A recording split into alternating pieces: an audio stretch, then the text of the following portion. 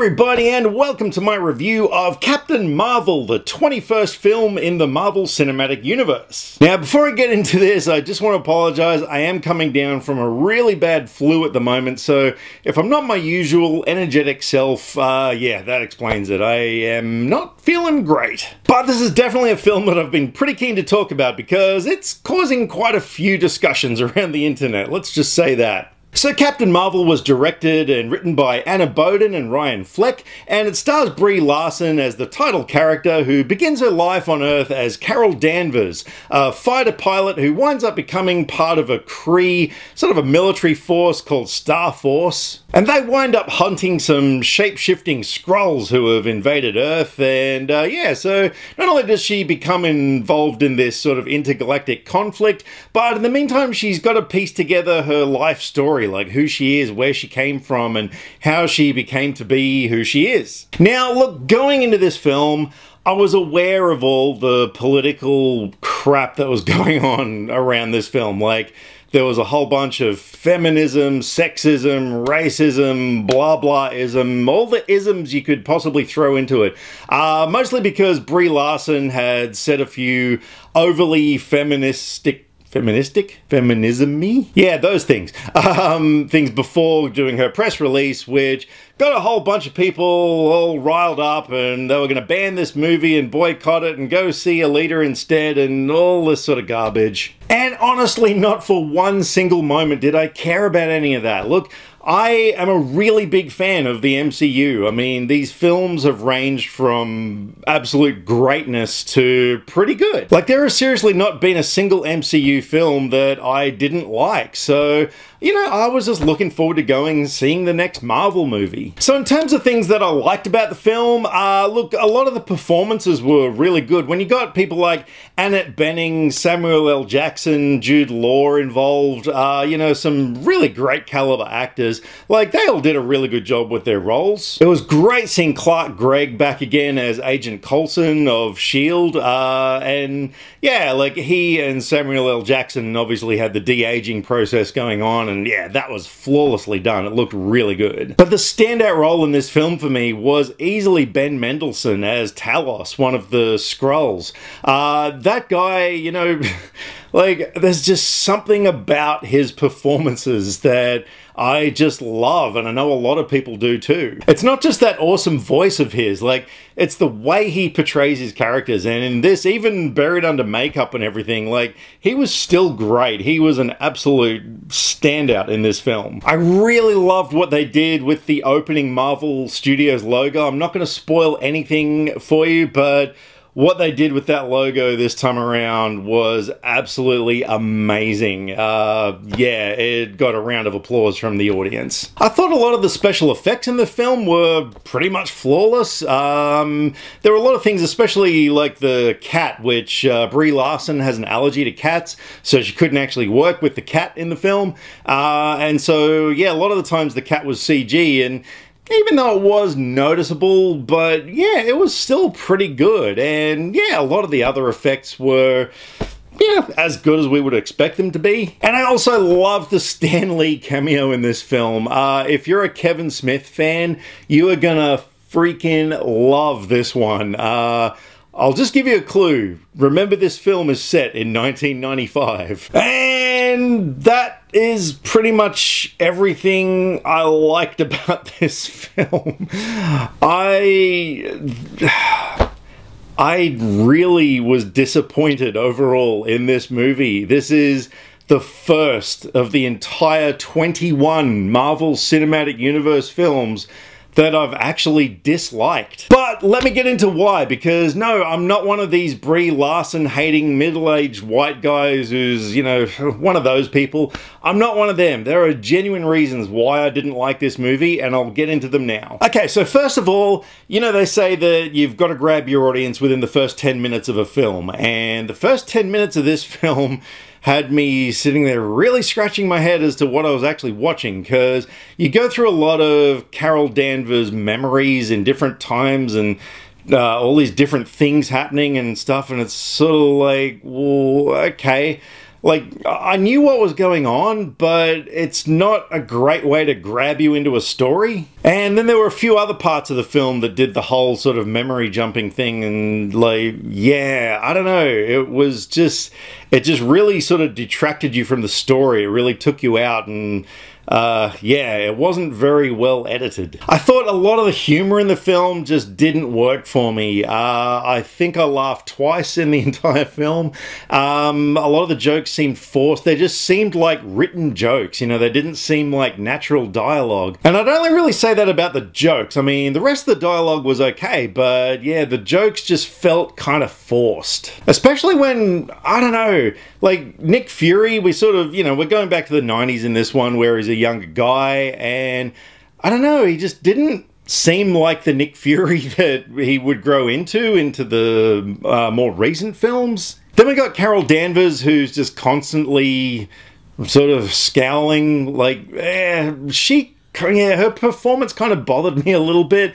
And again, you know, I don't want to go into this whole Brie Larson thing, but I got to admit, and this is nothing against her, she's a fine actress, she's won an Academy Award, but yeah, she kind of had two facial expressions in the entire film. And that wasn't enough to really have any charisma. Like, it wasn't enough to really make me engage with the character and kind of really, you know, feel what I should be feeling for her. I mean, that was the thing, like, the entire movie just didn't really have any kind of soul or heart to it.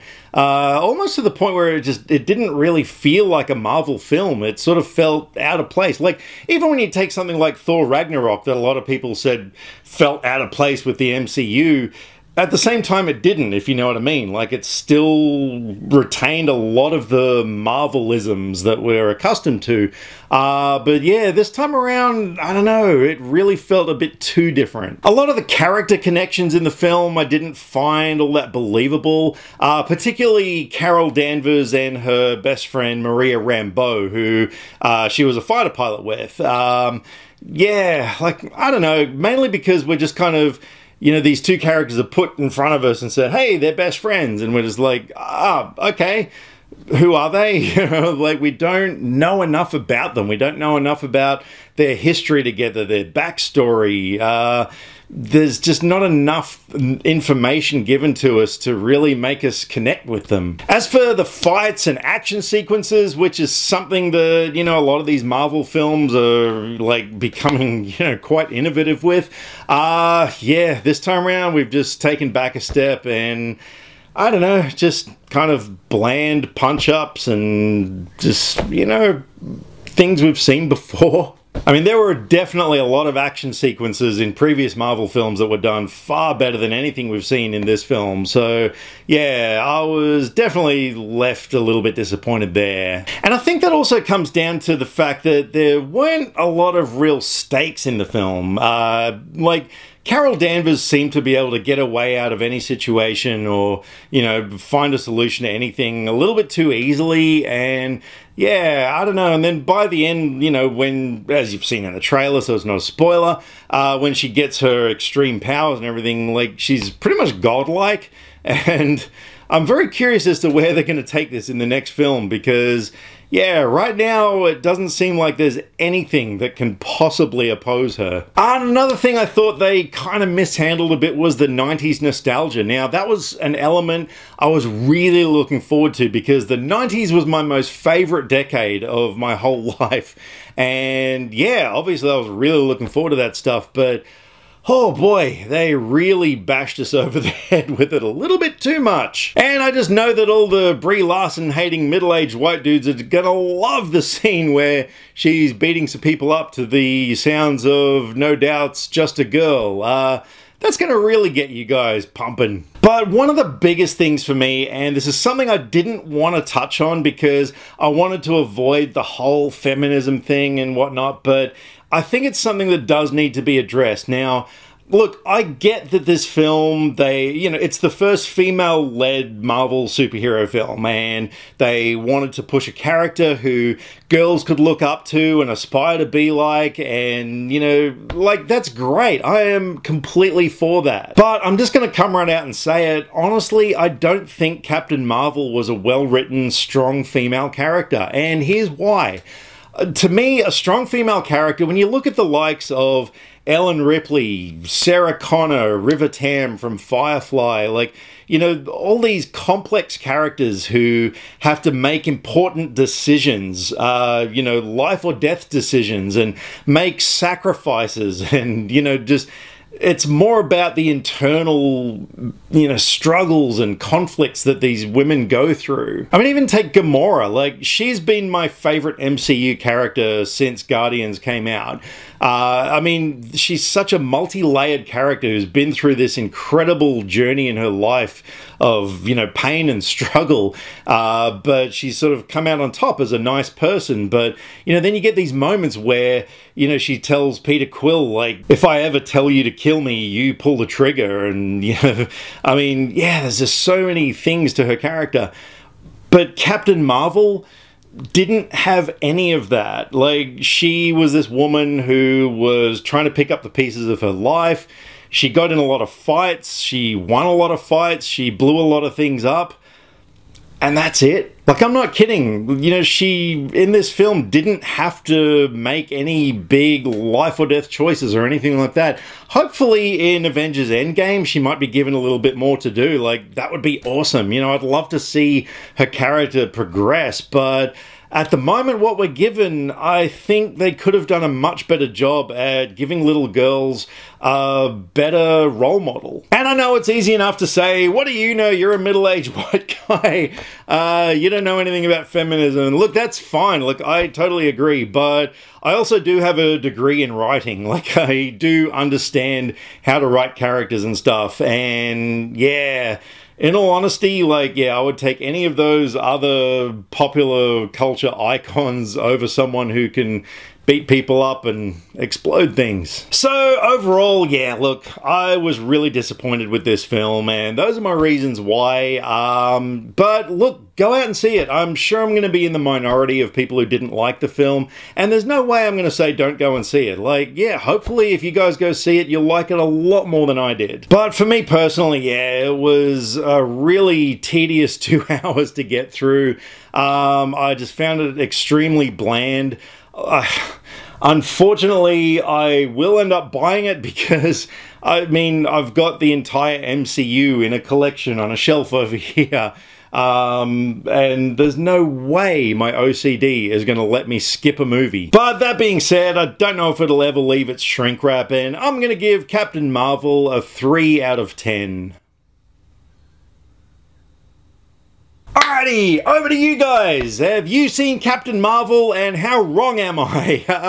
Yeah, what did you think of it? Did you like it more than I did? I really hope you did. And while we're on the subject of strong female characters, what are some of your favorite iconic female movie characters? Like, yeah, I mean, there were some of the ones I've mentioned, but I'm sure there are some others, so fire away below and let me know what some of yours are. And thank you very much for putting up with me in my current condition, because oh man, this review has been an absolute struggle to get through. So for now, I'm going to say goodbye. I'm going to probably go back to bed.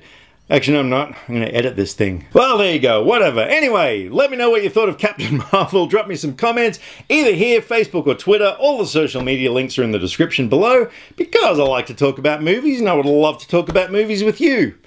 Catch you next time. Click subscribe to stay up to date with all the latest movie reviews. Skynet will be taking over any day now, so what have you got to lose? Nyah.